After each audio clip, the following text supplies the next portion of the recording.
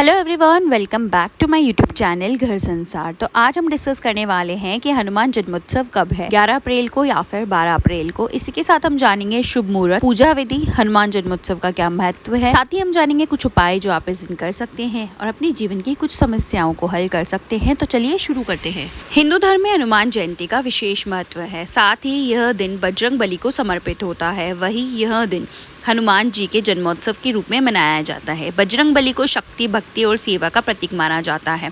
पंचांग के मुताबिक हर साल चैत्र माह की पूर्णिमा तिथि पर हनुमान जयंती को मनाने की परंपरा है। मान्यता है जो व्यक्ति इस दिन व्रत रखकर हनुमान जी की उपासना करता है उसके सभी मनोरथ पूर्ण होते हैं, साथ ही कष्टों से छुटकारा मिलता है।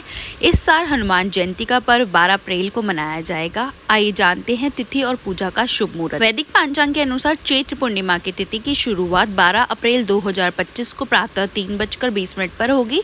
साथ ही अगले दिन 13 अप्रैल 2025 को सुबह 5:52 पर इसका अंत होगा। इसलिए उदया तिथि के अनुसार हनुमान जयंती 12 अप्रैल को मनाई जाएगी। इस बार हनुमान जन्मोत्सव पर पूजा के लिए 2 शुभ मुहूर्त बन रहे हैं। पहला मुहूर्त 12 अप्रैल को सुबह 7:34 से सुबह 9:12 तक। इसके बाद दूसरा मुहूर्त शुभ शाम को 6:46 से लेकर रात को 8:08 तक रहेगा। धर्म ग्रंथों के अनुसार हनुमान जी ही एक ऐसे देव हैं जो आज भी पृथ्वी पर मौजूद है। इसलिए हनुमान जयंती के दिन बजरंग बली की पूजा अर्चना करने से बल और बुद्धि की प्राप्ति होती है। साथ ही सभी मनोरथ पूर्ण होते हैं। हनुमान जी की 2 जयंती मनाई जाती है, एक उनके जन्म दिवस के रूप में और दूसरी विजय अभिनंदन महोत्सव के रूप में।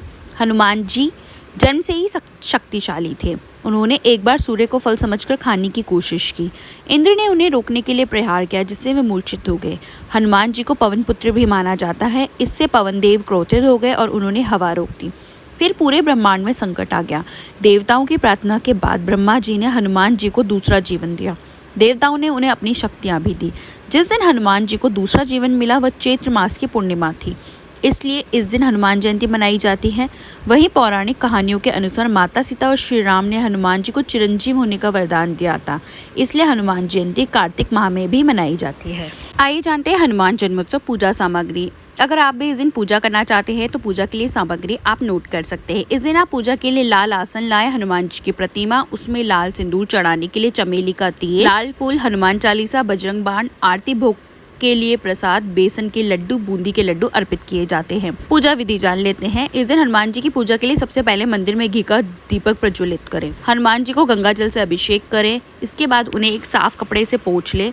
सिंदूर और घी या चमेली के तेल को मिलाकर भगवान को अर्पित करें। फिर हनुमान जी को चोला चढ़ाएं। हनुमान जी को चोला चढ़ाने के बाद चांदी या सोने का वक्र भी चढ़ाएं। हनुमान जी को जनेऊ अर्पित करें और फिर उन्हें लड्डुओं का भोग लगाएं। हनुमान चालीसा पढ़ने के बाद आरती के बाद क्षमा प्रार्थना करें। हनुमान चालीसा का 1 से अधिक बार पाठ करें। आप चाहे तो इस दिन आप बजरंग बाण का भी पाठ कर सकते हैं। और इस दिन हनुमान जी का ही पूजन नहीं किया जाता है। इस दिन भक्त भगवान राम और माता सीता की भी विशेष पूजा अर्चना करते हैं। कई लोग व्रत रखते हैं और अनुष्ठान पूरा होने के बाद सिर्फ सात्विक भोजन ही खाते हैं। हनुमान जी को सिंदूर, लाल वस्त्र, फल और मिठाइयों का मिश्रण चढ़ाया जाता है।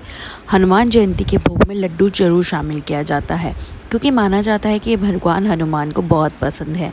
लड्डू के अलावा घर पर कई पारंपरिक भोग व्यंजन बनाए जाते हैं। आइए जानते हैं हनुमान जन्मोत्सव के उपाय। बजरंग बली को केला अत्यंत प्रिय फल है और यह सदैव उनके भोग में शामिल किया जाता है। हनुमान जन्मोत्सव के दिन 11 केले लें और हर एक में एक लौंग लगा दें। इसके बाद इन फलों को हनुमान जी को समर्पित करें और फिर प्रसाद स्वरूप बच्चों में बांट दें। ऐसा करने से जीवन की परेशानियां दूर होती है।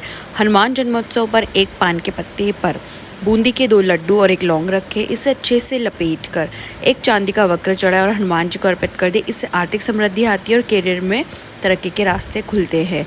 हनुमान जन्मोत्सव के अवसर पर हनुमान मंदिर जाएं और 11 बार हनुमान चालीसा का पाठ करें। इसके बाद उन्हें गुलाब की माला अर्पित करें और चमेली के तेल का दीपक जलाएं जिसमें 2 लौंग अवश्य डालें। इस उपाय से घर के अनावश्यक खर्चों में कमी लाता है। काले चने और बूंदी को भी हनुमान जी का प्रिय भोग माना जाता है। हनुमान जन्मोत्सव की पूर्व संध्या पर 1.25 किलो काले चने भिगो दें। अगले दिन इन्हें उबालकर 1.25 किलो बूंदी के साथ मिलाकर हनुमान जी को अर्पित करें। इसके बाद ये प्रसाद मंदिर में भक्तों को बांट दें। इससे बजरंग बली प्रसन्न होते हैं और आर्थिक परेशानियां दूर होती हैं। हनुमान जन्मोत्सव के दिन पीपल के पत्तों से जुड़ा यह उपाय लाभकारी हो सकता है। सुबह स्नान के बाद पीपल के 11 सुंदर साफ पत्ते चुने, प्रत्येक पत्ते पर चंदन से जय श्री राम लिखे और इन पत्तों की माला बनाकर हनुमान जी को अर्पित करें।